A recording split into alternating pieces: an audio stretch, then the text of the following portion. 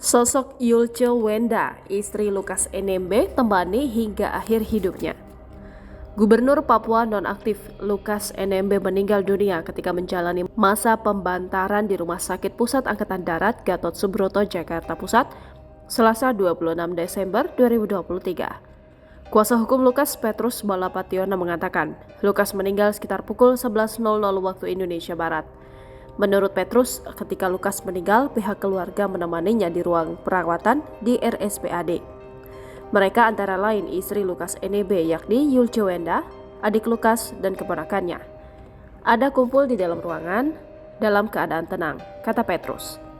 Peti jenazah Lukas NMB diantar dari Paviliun Kartika RSPAD Gatot Subroto menuju rumah duka Santosa pukul 17.07 waktu Indonesia Barat. Tangis istri Lukas NMB saat peti jenazah dibuka membuat satu ruangan pilu.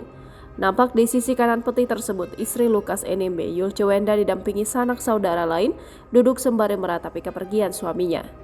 Yulce Wenda NMB adalah sosok yang setia menemani karir sang suami selama menjabat sebagai gubernur.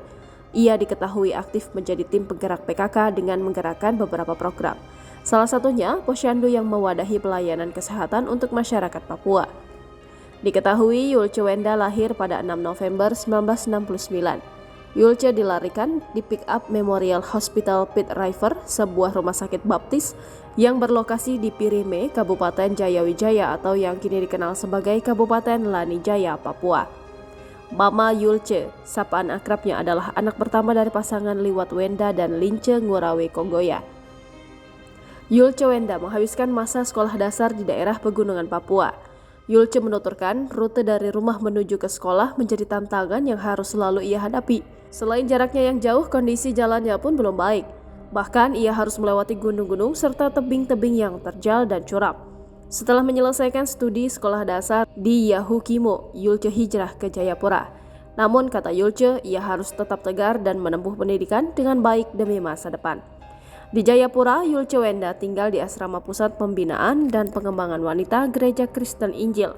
Setelah lulus dari SMP YPK Sion pada tahun 1989, ia melanjutkan studi ke sekolah menengah kejurusan kesehatan juga di Jayapura hingga tahun 1992, yaitu saat duduk di bangku kelas 3 SMK. Download Tribun X sekarang, menghadirkan lokal menjadi Indonesia.